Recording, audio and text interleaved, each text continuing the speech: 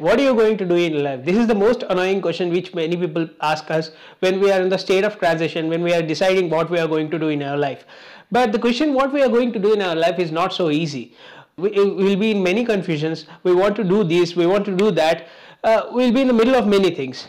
How to decide properly which area we like, which area we don't, whether we are interested in that, whether we are not. In this video, we are going to know the 4 basic questions which we need to put to ourselves in order to know what we like. So let's go into the video. So basically, what happens when a person wants to decide or when a person wants to do certain things or certain tasks? First, the person identifies himself as a certain thing which he likes. For example, if you like acting, you will identify yourself as an actor. If you like engineering, you will identify yourself as an engineer.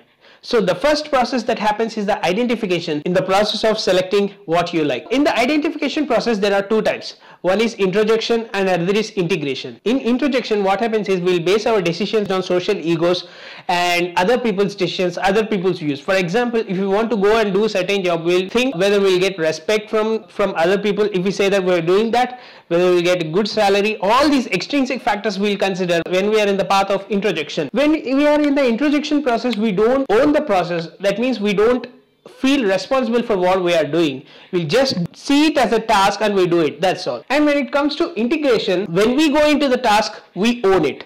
We take responsibility for it. That is the process of integration. Integration gives us a sense of responsibility. Whatever we do, we feel that it's our own. So that is integration. So these are the 2 different categories in which we go to in choosing what we are going to do in our life. So let us see where the people devalue their happiness in choosing the jobs. I will put the references in the description, but actually a study has been conducted by offering a group of students in the initial year of their study by offering 2 kinds of jobs. One job is extrinsically rewarding, that means job is going to be high paying but stressful, it will be prestigious and all the extrinsic rewards are offered to the students.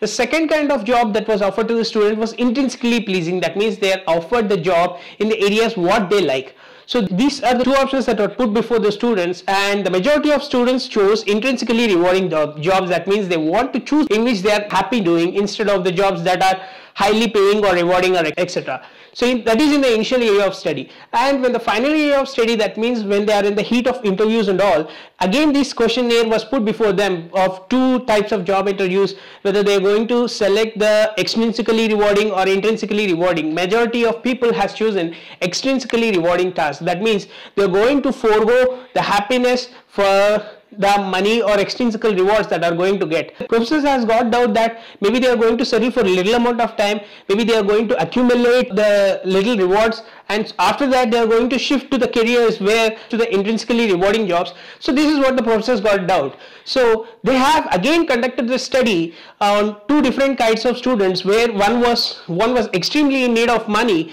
They want money and all the extrinsically rewarding things, and other person who are already commercially well established. All these 2 kinds of groups of categories were again put 2 more questions, whether they are going to choose extrinsically rewarding jobs or intrinsically rewarding jobs. Surprisingly, the same pattern has repeated. That means all the commercially well established people also chose the extrinsically rewarding stressful jobs. That means they are going to forego the happiness for the money and all that they are getting rewarded. So this is the kind of thing that is happening. This is the kind of thing that has been recorded.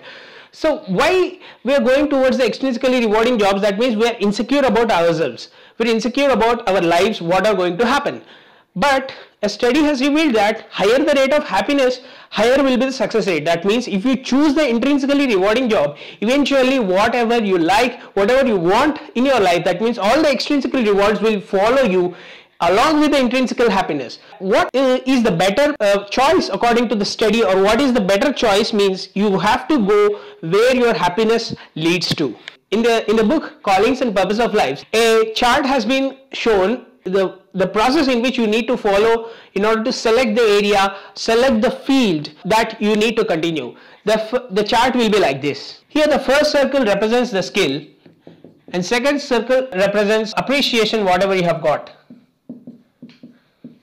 And third circle represents satisfaction. That partially means human service. So after spending large amounts of time, or majority of people are going to settle for these kind of jobs. The jobs that require their skill At the same time, they receive appreciation for doing those kind of jobs, and at the same time they are getting a little amount of satisfaction that they are serving humanity.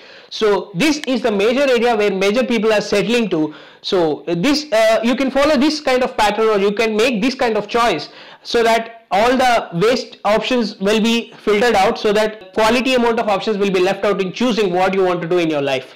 You might be asking, everything is good, Raghuram, but we are a little confused. We never know whether we have involved ourselves in certain those kind of tasks which interest us or not.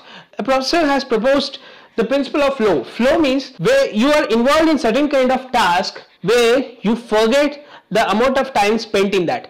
That is, the task is neither too difficult not too easy. It is in the middle, which challenges your intellect and pushes you to do forward and do more that kind of task. So that area is called, that principle is called flow. You might be in flow in different kinds of times. In the past, you just recollect the moments where you forgot all the time that is happening and you are completely involved in the task. Felt that I spent only this amount of time, little amount of time, but other people are saying that I have spent these many hours in doing this kind of task. You completely forgot the idea of time, and at the same time you are enjoying it. Felt challenged while doing that kind of task. So that is called flow.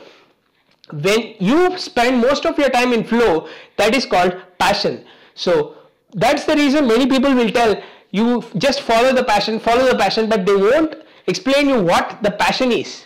Passion means continuing in the flow area and making a career out of it. Okay, finally we are here, the 4 important questions that you need to put to yourself, so that you will filter out all the unnecessary options what you are going to do in your future, or you just filter down the most important options you need to consider. First and foremost question you need to put to yourself is, what do you do the most? You need to make a list of where you spend most of your time. That means you might be doing a certain kind of task, that is editing or programming or designing circuits or writing or at least eating, cooking, any kind of task that gives you pleasure or you spend most of your time. You need to write down all those tasks. They may be many. You just write down all those tasks. This is the first set you are going to get. And second thing is, what makes you forget the time?